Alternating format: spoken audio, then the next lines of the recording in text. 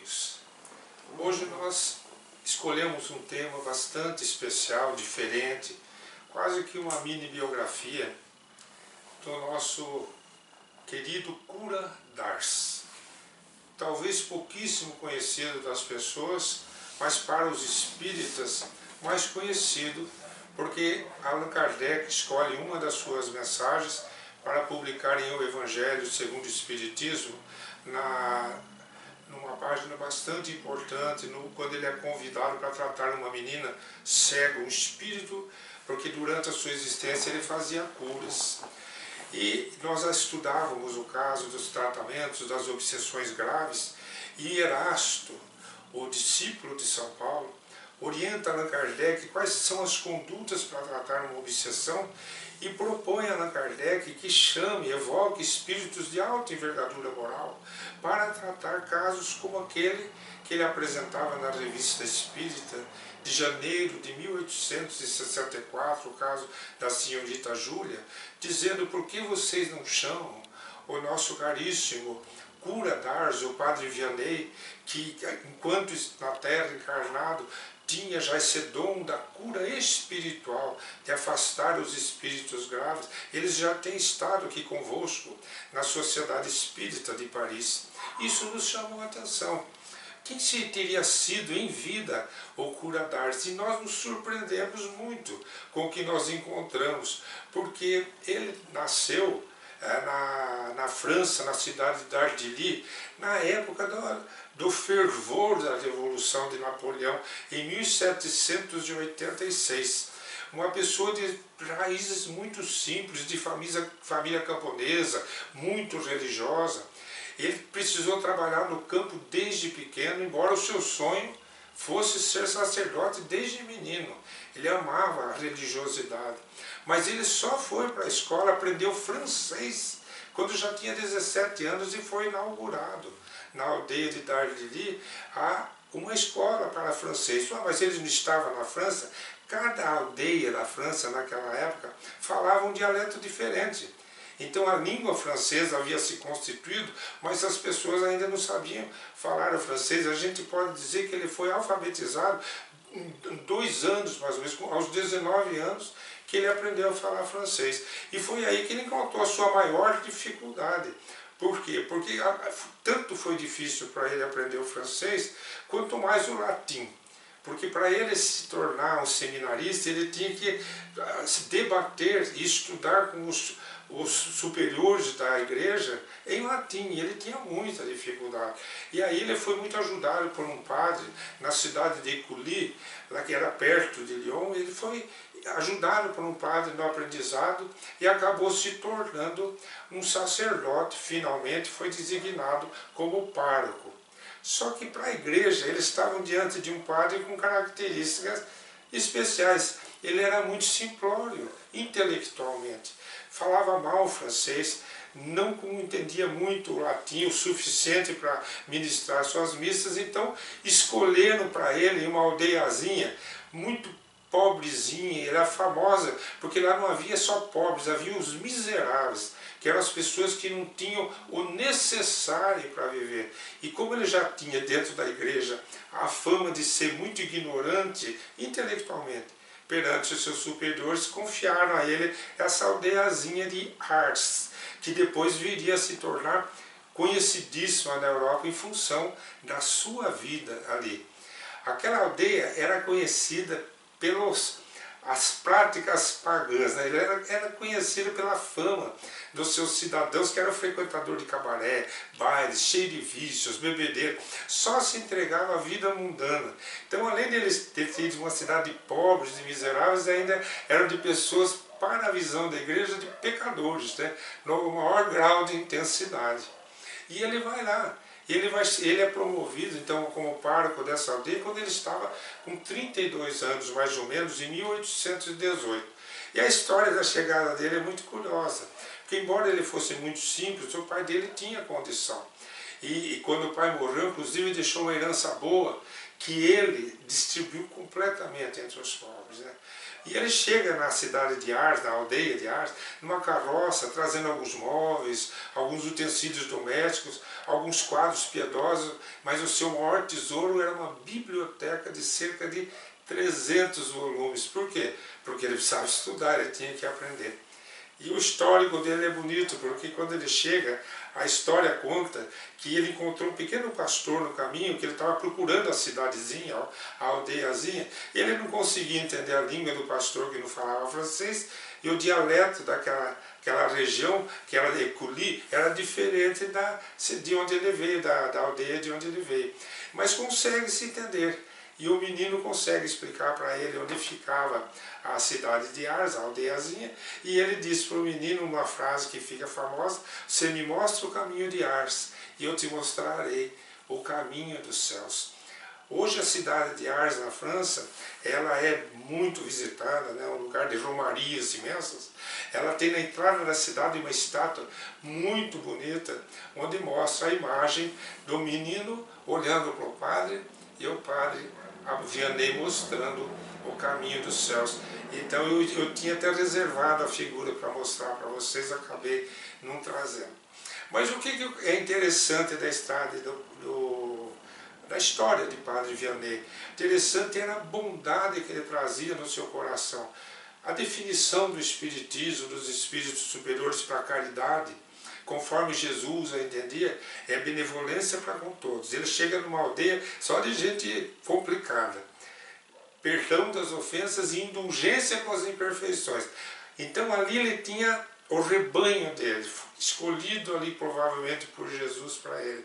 Estavam as pessoas que tinham todas as necessidades possíveis. Então o que ele pensou? Ele tinha que encaminhar aquelas almas para Deus.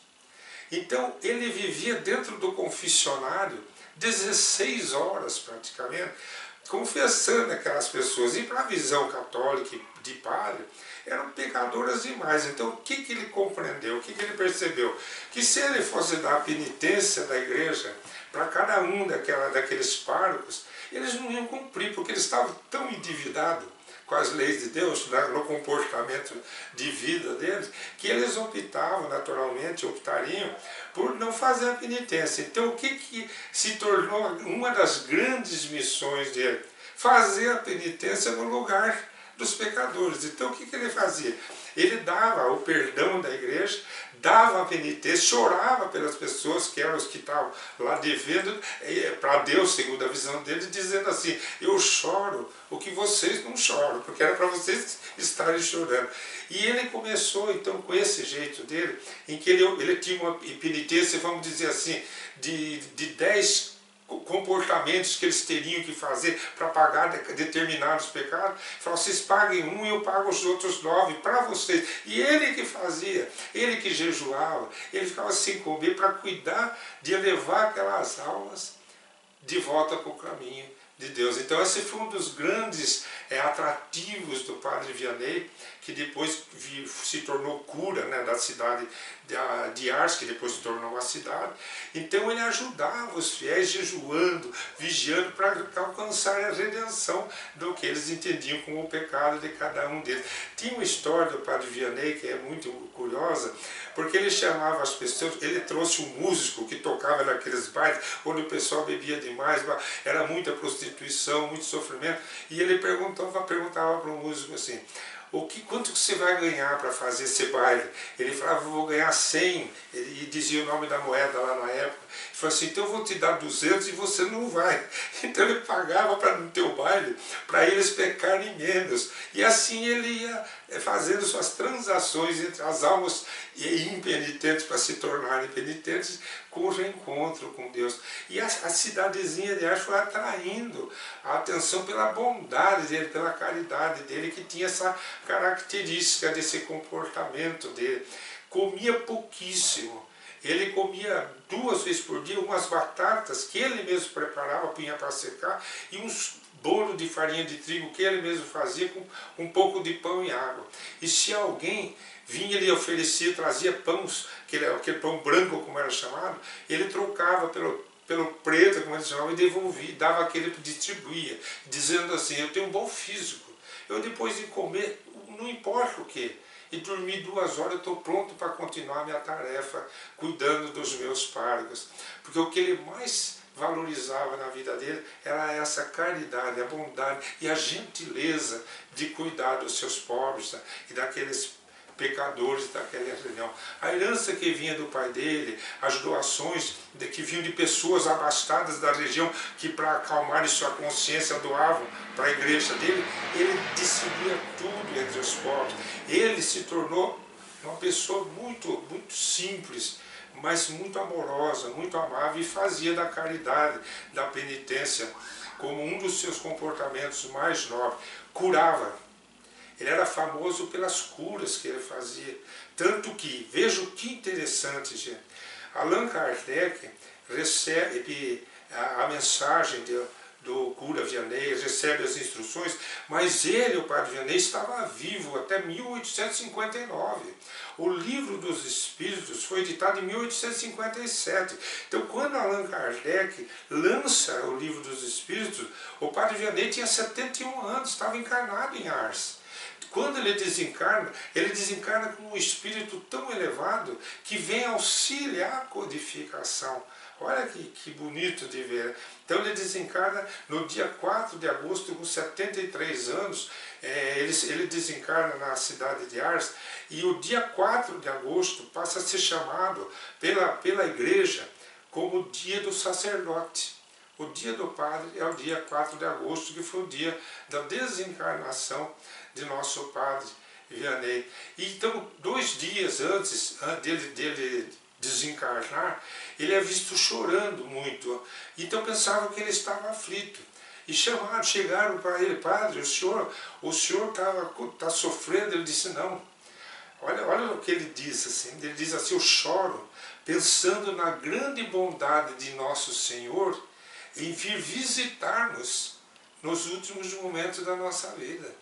Quer dizer, ele estava recebendo a visita de Jesus Cristo naqueles dias que antecedia a sua desencarnação. Então não é por ter sido padre, mas por ter feito da sua missão de padre uma missão santa, uma missão abençoada. Em 1925, ele foi canonizado pela igreja, pelo Papa Pio IX, e os restos mortais deles ficou guardado lá no santuário em Ars. Então a cidade, aquela aldeiazinha, se transformou numa grande cidade por causa dessas romarias, né, desse santuário que ela se tornou, onde fica os restos mortais de João Maria Baptiste, tinha até um outro nome, João Maria Baptiste Vianney, conhecido como cura d'Ars. Allan Kardec registra uma mensagem dele em O Evangelho segundo o Espiritismo, no capítulo 8, chamado Bem-aventurado aqueles que têm os olhos fechados, quando trazem uma menininha cega, e ele dá uma aula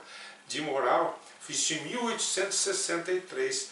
Ele desencarnou, gente, em 59. Fazia 4 anos que ele estava desencarnado, e ele já fazia parte do grupo dos espíritos superiores da equipe do Consolador prometido por Jesus. Então era uma alma que tinha reencarnado em épocas difíceis da França para dar a mensagem do Evangelho, deixou sua mensagem do Evangelho, curando, perdoando os pecados, fazia desobsessões, que na igreja eles chamavam de exorcismo, e se tornou essa figura que veio fazer parte da codificação espírita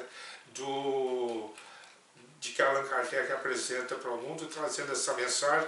Convido vocês a lerem essa mensagem, então procurar no capítulo 8, essa mensagem do padre Vianney, que é uma mensagem que ele está diante daquela jovem cega, dizendo, vocês querem que eu cure seus olhos, mas possa por sua alma perder? E ele vai discorrer sobre o tema de Jesus, que é preferível às vezes você estar cego do que por sua alma perder, mas depois com muita caridade e bondade diz, mas filha, fique tranquilo, porque ela estava presente na reunião, e eu farei o que puder, e se Deus me permitir, que só Deus pode permitir a cura de alguém, eu te curarei, e deixa a bênção com todos lá. Então esse resumo que eu estou lhes apresentando do Padre Vianney, o cura d'Ars, eu tirei de duas fontes principais, uma de Cibele Lana, uma estudiosa da vida do Padre Vianney, e a outra que foi, se eu não me engano, a Malena, da Federação Espírita do Paraná, mas o livro chama-se Expoentes da Codificação Espírita, pela Federação, foi editado, do Paraná, Federação Espírita, no ano de 2002, onde ela apresenta as biografias de inúmeros personagens que estão nas obras de Allan Kardec. E esse caso me chamou muita atenção porque me vinculou ao caso do nosso Monsenhor Horta do Brasil, que escreve através de Chico a oração do Pai Nosso, mas das mais lindas que eu já pude conhecer, que está hoje no Parnaso do Além Túmulo e que eu vou apresentar para vocês então na próxima reflexão.